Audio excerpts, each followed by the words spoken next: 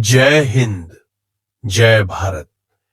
मेरा नाम धनुष है और मैं आपका स्वागत करता हूं धनुष कदम व्लॉग में। आज मैं आपको ले चल रहा हूं भारत के सुंदरतम प्रदेशों में से एक, राजस्थान की यात्रा पर। यह यात्रा केवल बालू के टीलों की नहीं है, यह यात्रा है आत्मिक शांति की, संस्कृति से जुड़ने की और एक सच्चे भारत को जानने की।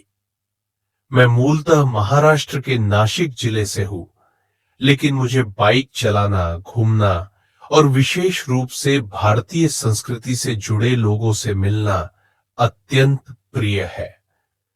यह सब कुछ मुझे आत्मिक शांति और मानसिक संतुलन प्रदान करता है। शिक्षा हमारा उद्देश्य मेरे व्लॉग का एक महत्वपूर्ण उद्देश्य है बच्चों को शिक्षा के प्रति प्रेरित करना और जहां तक संभव हो सके उनकी आर्थिक सहायता करना।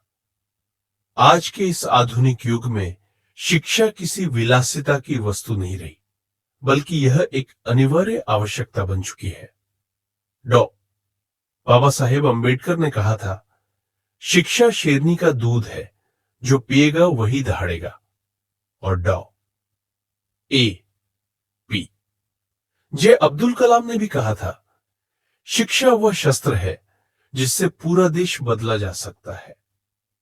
यही विचार मेरे कार्यों की प्रेरणा है। मेरा विश्वास है कि यदि हम हर बच्चे को शिक्षित कर सके, तो हम एक समृद्ध और सशक्त भारत का निर्माण कर सकते हैं। रेगिस्तान की ओर एक अनोखी यात्रा। आज मैं राजस्थान के रेगिस्तान की ओर बाइक से निकल पड़ा हूं। सूर्य की तपन, बालू के विशाल समुंदर और दूर दूर तक फैले टीलों के बीच मेरी यात्रा चल रही है। परंतु यह यात्रा केवल एक प्राकृतिक सौंदर्य को देखने की नहीं है। यह यात्रा है वहां के स्थानीय जनमानस से मिलने की, उनके रहन सहन, खान पान और संस्कृति को करीब से जानने की। यहाँ के लोग आज भी अपनी परंपराओं से जुड़े हुए हैं। उनका परिधान, भाषा, व्यवहार, हर चीज में एक अपनापन और गरिमा छिपी हुई है। उनकी सादगी और सच्चाई मन को छू जाती है। उनके जीवन से प्रेरणा मिलती है कि कैसे सीमित संसाधनों में भी जीवन को सुंदर और सार्थक बनाया जा सकता है।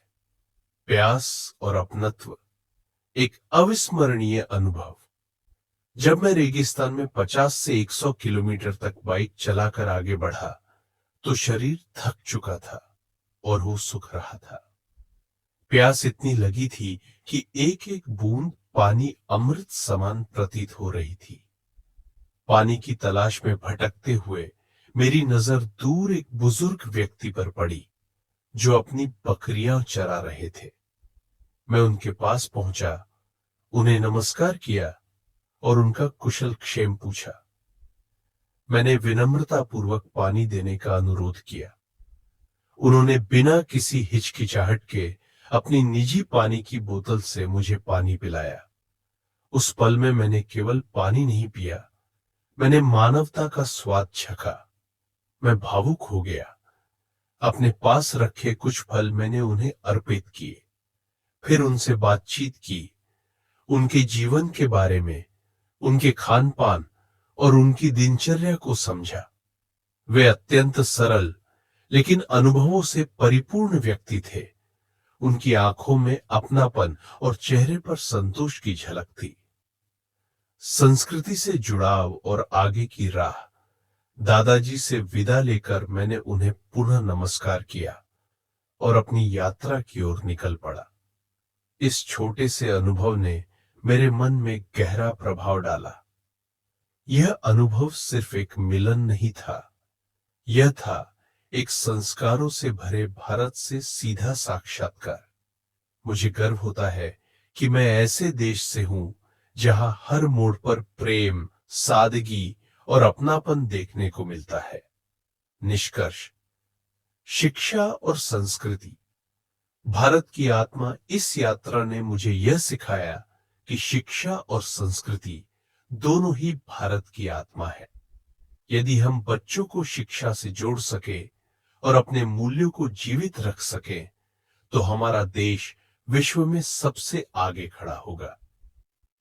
मैं आप सभी दर्शकों से यही कहना चाहता हूं, अगर यह व्लॉग, यह अनुभव आपको प्रेरित करता है तो इसे साझा कीजिए। हर बच्चा, हर कोना शिक्षा की रोशनी से जगमगाए, यही है मेरा सपना, यही है मेरा उद्देश्य। जय हिंद, जय भारत, धन्यवाद।